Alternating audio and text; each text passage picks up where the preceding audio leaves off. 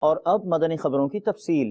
شیخ طریقت امیر اہل سنت دامت برکاتہم العالیہ کی بارگاہ میں چلتے ہیں اور سماعت کرتے ہیں سوری پیغام تعزیت جو بنام عمران یعقوب ہے۔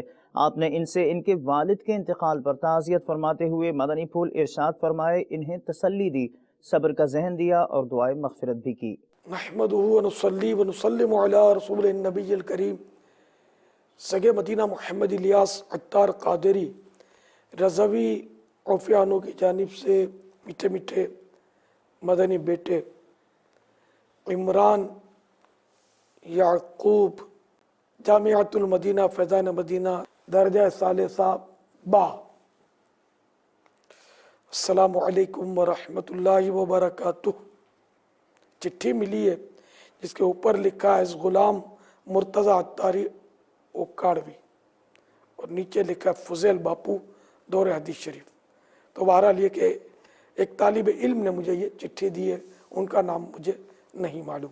بہرحال چٹھی میں یہ لکھا ہے کہ آپ کے والد محترم یعقوب صاحب وفات پا گئے، انا للہ و انا الیہ راجعون۔ یا اللہ پیارے حبیب صلی اللہ تعالی علیہ وآلہ وسلم کا واسطہ مرحوم یعقوب صاحب کی مغفرت فرما۔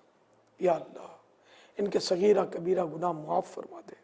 یا اللہ بیچاروں پر رحمت فرما، کرم فرما، ان کی اندھیری قبر کو نور مصطفیٰ صلی اللہ تعالی علیہ وآلہ وسلم سے روشن فرما۔ یا اللہ ان کی بے حساب مغفرت کر کے انہیں جنت الفردوس میں اپنے پیارے حبیب صلی اللہ تعالی علیہ وآلہ وسلم کا پڑوس نصیب فرما۔ عمران اور گھر کے تمام سوگواران کی مغفرت بھی کر دے، ان کو صبر و سکون بھی دے، ان پر رحمتیں بھی نازل فرما، آمین بجاہ النبی الامین صلی اللہ تعالی علیہ وآلہ وسلم۔ صلو علی الحبیب صلی اللہ تعالی علی محمد۔ مکتبۃ المدینہ کی مطبوعہ کتاب جہنم کے خطرات صفحہ 136 سے ایک مدنی پھول قبول کیجیے۔ حضرت ابن عمر رضی اللہ تعالی عنہما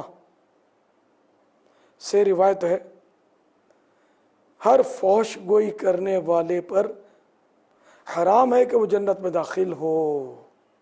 صلو علی الحبیب صلی اللہ تعالی علی محمد۔